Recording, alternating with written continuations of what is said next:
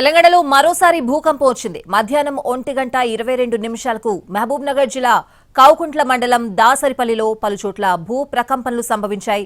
కృష్ణా పరివాహక ప్రాంతంలో జూరాల ప్రాజెక్టు ఎగువన దిగువన కూడా భూ ప్రకంపనలు వచ్చినట్లు తెలుస్తోంది. రిక్టర్ స్కేల్ పై భూకంప తీవ్రత 3.0గా నమోదైంది. భూమి లోపల 40 కిలోమీటర్ల లోతున భూకంపం వచ్చినట్లు తెలుస్తోంది. ఈ వార్త విన్న గ్రామస్తులు ఆందోళనకు గురయ్యారు.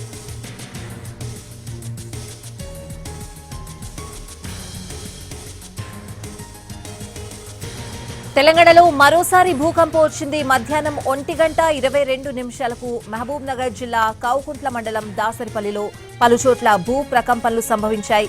ఇదే అంశానికి సంబంధించిన పూర్తి అప్డేట్స్ అడిగి తెలుసుకుందాం. మా ప్రతినిధి పాషా ఫోన్ లైన్ లో ఉన్నారు. పాషా, తెలంగాణలో మరోమారు భూమి కంపించింది. మహబూబ్ నగర్ జిల్లాలోని కౌకుంట్ల మండలం దాసరిపల్లి కేంద్రంగా భూమిలో దాదాపు 40 కిలోమీటర్ల లోతున భూమి కంపించినట్టుగా నేషనల్ సెంటర్ ఫర్ సిస్మాలజీ అధికారులు పేర్కొన్నారు. అయితే ఇటీవల కాలంలో 2 రోజుల క్రితమే తెలంగాణలో భూకంపనలు ఆందోళన కలిగించగా ఈ రోజు దాసరిపల్లిలో భూమి కంపించడంతో అక్కడ స్థానికంగా ఉన్నటువంటి వారంతా కూడా ఆందోళనకు గురైనటువంటి సిచ్యువేషన్ కనిపిస్తా ఉంది. ముఖ్యంగా ఈ ప్రాంతం అంతా కూడా కృష్ణా నది పరివాహక ప్రాంతం అని చెప్పవచ్చు.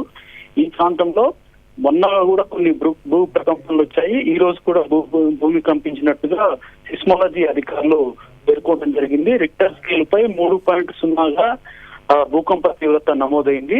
అయితే ఇంకా మరికొన్ని చోట్ల భూ ప్రకంపనలు వచ్చినప్పటికీ కూడా అవి ఇంకా స్పష్టంగా స్థానికంగా ఉన్నటువంటి వారు చెప్పలేకపోతున్నారు. గ్రామస్తులు తమ ఊర్లో భూకంపం వచ్చిందని చెప్పినప్పటికీ అది తమకు వచ్చినట్టుగా ఏమాత్రం కనిపించలేదు. సో ఆ తీవ్రత కొంచెం తక్కువగా ఉంది కాబట్టి అది కనిపించని పరిస్థితి ఉందని చెప్పేసి కూడా అధికారులు పేర్కొంటున్నటువంటి సిచ్యువేషన్. అయితే ముఖ్యంగా జూరాలకి దిగువన ఉన్నటువంటి ప్రాంతంలో, జూరాల ఎగువన ఉన్నటువంటి కృష్ణా పరివాహక ప్రాంతంలో కూడా భూమి కంపించినట్టుగా తెలుస్తా ఉంది. Swathi. Right Pasha, thank you.